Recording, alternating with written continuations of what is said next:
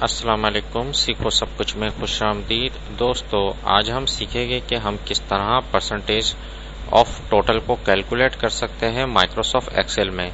आइए जानते हैं इसको कैसे किया जा सकता है। इस वक्त हमारे पास प्रोडक्ट कोड, प्रोडक्ट और अमाउंट और परसेंट ऑफ टोटल का कॉलम दिया गया है।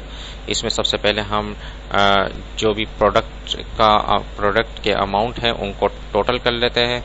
तो प्रोडक्ट के अमाउंट को टोटल करने के लिए आप यहाँ फार्मूला यूज कर सकते हैं ऑल्ट इज इक्वल टू। जैसे ही आप ऑल्ट और इज इक्वल टू शॉर्टकट की यूज करेंगे तो ऑटो सम का फार्मूला यूज हो जाएगा और प्रेस इंटर करेंगे तो आपके पास टोटल आ जाएगा।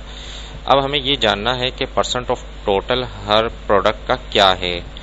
तो इसको करने के लिए आप simple is equal to type कर दीजिए और आपको इस सेल को डिवाइड करना है। जो भी अमाउंट है उसको डिवाइड करना है टोटल अमाउंट से। टोटल अमाउंट को क्योंकि मैं जैसे ही इसको ड्रैग करूंगा तो ये दोनों सेल चेंज हो जाएंगे, C8 और C13 हो जाएगा। तो मुझे जो C12 है इसको चेंज नहीं करवाना, तो इसके लिए मैं F4 प्रेस करूंगा तो ये एब्सोल्यूट हो जाएगा। और जैसे ही मैं यहाँ इंटर करूंगा तो आप देखेंगे कि इस वक्त मेरे पास डेसिमल में कुछ वैल्यू आ गई है 0.6315 इस तरह।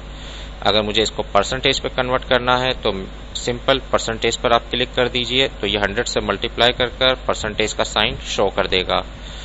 तो इस तरह आप परसेंटेज ऑफ टोटल निकाल सकते हैं। तो मैं इसको ड्रैग कर जैसे ही नीचे लाऊंगा तो सबकी परसेंटेज ऑफ टोटल आ जाएगी।